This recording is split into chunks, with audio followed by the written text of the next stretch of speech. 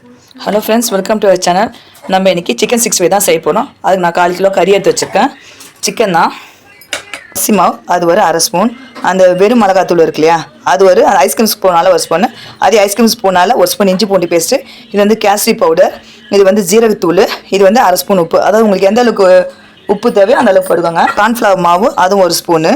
இது பார்த்தீங்கன்னா சிக்கன் மசாலா தூள், இது ஆப்ஷனல் தான், நான் என்கிட்ட இருக்கிறதுனால போட்டுக்கிறேன். கொஞ்சம் கொத்தமல்லி பொடி பொடியாக கட் பண்ணி வச்சுருக்கேன். அப்புறம் வந்து இது வந்து மஞ்சத்தூள். இதுக்கு மெயினான இன்க்ரீடியன்ட் பார்த்தீங்கன்னாக்கா, இந்த ஹோட்டலில் விற்கிற இந்த சிக்கன் 65 பார்த்தீங்கன்னா ரொம்ப வித்தியாசமாக ஃப்ளேவராக நல்லா இருக்கு இல்லையா, அது என்ன தான் நம்ம வீட்டில் செஞ்சாலும் வாசம் வரும், ஆனால் அந்த அளவுக்கு டேஸ்ட் வராது.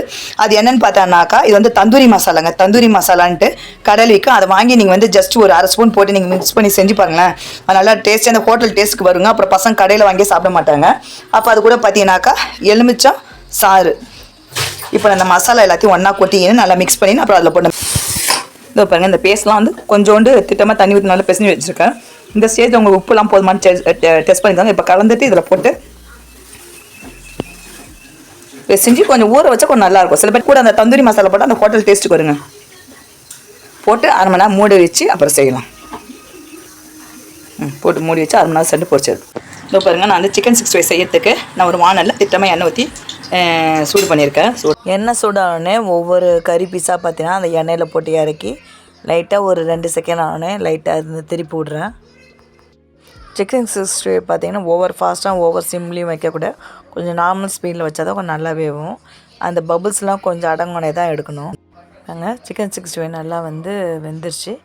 இப்போ நம்ம வந்து ஒரு பாத்திரத்தில் நம்ம அதை மாற்றிப்போம். நம்ம இப்போ எடுத்துகிட்டு நான் வந்து 2 ஈடாக போட்டு எடுக்க போகிறேன். இதை நான் எடுத்துகிட்டு நான் 1 ஈடும் போட்டு எடுக்க போகிறேன். இந்த சிக்கன் 65 பார்த்திங்கனாக்கா வெறும் வந்து என் பையனுக்கு மட்டும் தான் நான் போட்டு எடுத்தேன். வெறும் பார்த்திங்கனாக்கா இப்போ எங்களுக்கெல்லாம் பார்த்தீங்கன்னா பிரியாணி, முட்டை, ரைத்தா. நீங்கள் உங்கள் வீட்டில் நீங்கள் செஞ்சு பாருங்கள். நீங்கள் இதேமாரி நீங்கள் தந்தூரி மசாலா போட்டு ஆட் பண்ணிக்கோங்க. நல்லா டேஸ்ட் பண்ணால் சூப்பராக இருக்கும். சாப்பிட எப்படி சொல்லுவா அழகா